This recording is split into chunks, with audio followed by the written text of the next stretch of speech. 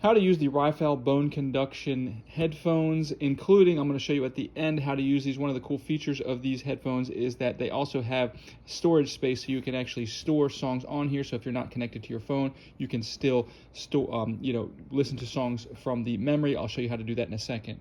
But to get started, I just want to show you what we have on these headphones. So basically all we need to know about here is we have these three buttons. We have this power button here, the plus button here, and the minus button here, you'll see. And then we have these little dots here. This is the charging port. And then we have this little indicator light right here.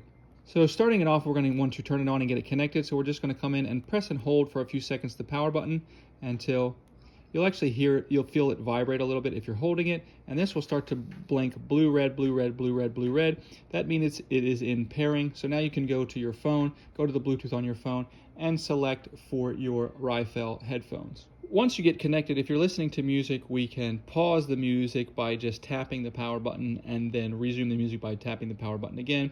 We can turn the volume up and down by tapping the plus and minus, and then we can skip forward and skip back on our songs by long pressing the plus or the minus. If you get a phone call, you can answer it by doing one tap on the power button. You can hang up by doing another tap on the power button, and if you haven't picked up yet, if you do a long press on the power button, that will reject the phone call. And you can always turn the volume up and down on that phone call with the plus and minus while you're on the call. When the battery goes low while you're using it, it will give you an audible battery low on the headphones, which you can then put it on, connect it to the charging port, and this will turn red, indicating that it's charging, and it will turn blue when it has completed charging.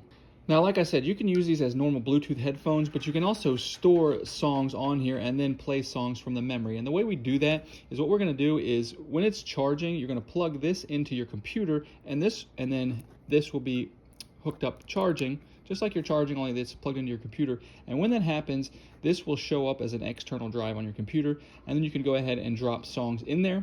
And then once you're on your headphones, if you're connected, even if you're connected on Bluetooth, if you just double click the power button, it's going to toggle you over to the memory, and it'll start playing songs from memory. And then if you double click again, it will toggle back from the memory back over to the Bluetooth. And if you're interested in getting a pair of these headphones, I'll put a link down below.